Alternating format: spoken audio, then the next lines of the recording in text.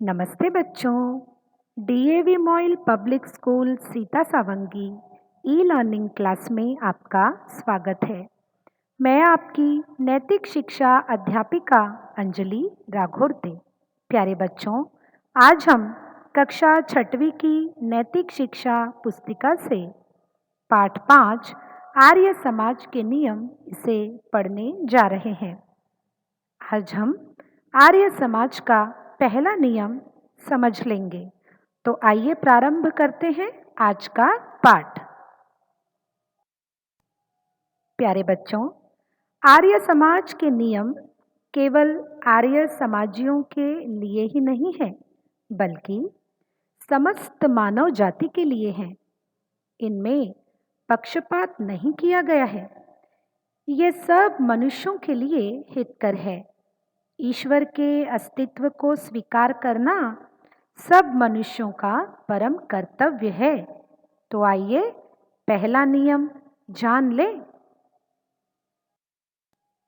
आर्य समाज का पहला नियम है, सब सत्य विद्या और जो पदार्थ विद्या से जाने जाते हैं उन सबका आदिमूल परमेश्वर है। इस नियम में ईश्वर के स्वरूप की व्याख्या की गई है। इस नियम में दो बातें बताई गई है, जो कि इस प्रकार है। पहला, सब सत्य विद्याओं का आदिमूल परमेश्वर है। दूसरा है, सब सत्य विद्याओं से सृष्टि की जिन वस्तुओं का ज्ञान होता है उन वस्तुओं का आदिमूल भी परमेश्वर है।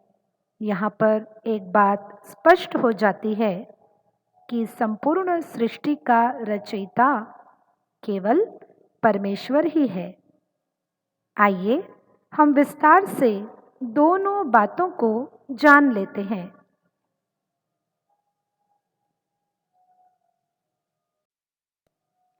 बच्चों, पहले नियम में जो दो बातें बताई गई थी उसमें पहली बात, सब सत्य विद्याओं का आदिमूल परमेश्वर है। आइए हम इसे समझ लेते हैं। जो भी सच्चे ज्ञान है, यहाँ पर सत्य विद्याओं यह शब्द आया है। सत्य विद्या का अर्थ है सच्चा ज्ञान। जो भी सच्चे ज्ञान है उन सबका स्रोत परमात्मा है। अर्थात जितने भी सच्चे ज्ञान हैं वे हमें कहाँ से प्राप्त होते हैं? तो उनकी प्राप्ति का स्रोत केवल परमात्मा है, क्योंकि उसी ने सृष्टि के आरंभ में समस्त मानव जाति के लिए वेदों का ज्ञान दिया। वेदों में सत्य ज्ञान है। जिस प्रकार पिता अपने संतान को सभी हितकर बातें बतलाता है, इसी प्रकार परमेश्वर ने वेदों में ऐसे उपदेश दिए हैं जिन पर चलते हुए संसार के लोगों का कल्याण होता है।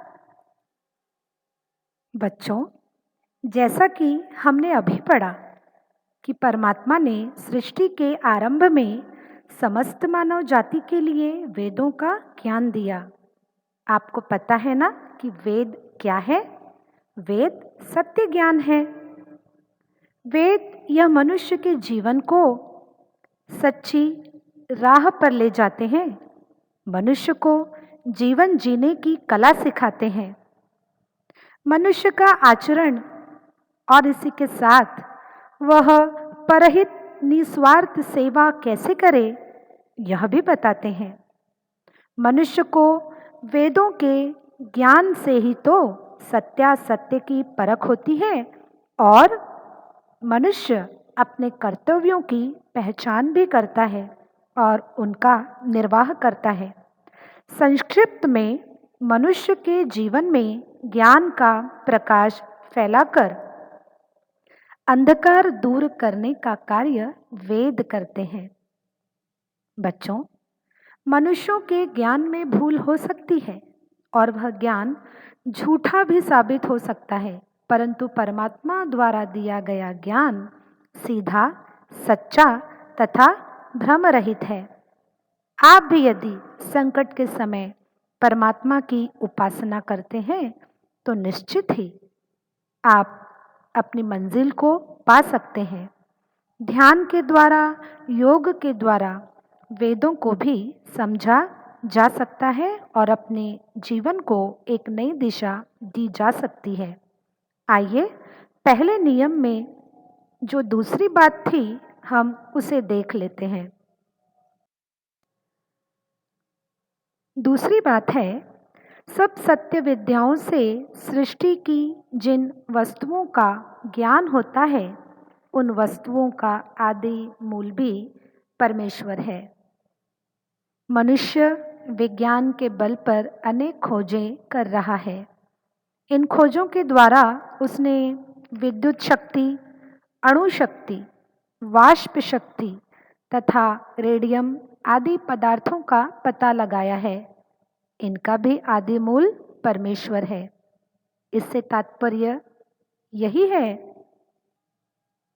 कि मनुष्य की प्रत्येक सफलता के पीछे परमेश्वर का ही आशीर्वाद रहा है।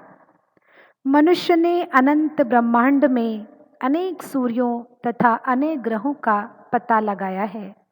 इन सब का निर्माण करने वाला भी परमात्मा ही है। देखा बच्चों, मनुष्य कितनी ही खोजे क्यों न कर ले, नए नए आविष्कार ही क्यों न कर ले, किंतु एक शक्ति है जो उसके साथ सदैव है, जो परमेश्वर ही है। वह इसे नकार नहीं सकता। आशा करती हूँ बच्चों आपको आर्य समाज का पहला नियम समझ गया होगा।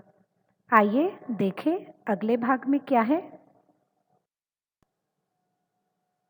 अब है गृह कार्य का समय। बच्चों, आपको आर्य समाज का पहला नियम कंठस्थ करना है। इसे कंठस्थ कीजिए। आशा करती हूँ आज का पाठ आपको समझ गया होगा। इसी विश्वास के साथ हम फिर मिलेंगे अगली ई कक्षा में। तब तक के लिए धन्यवाद।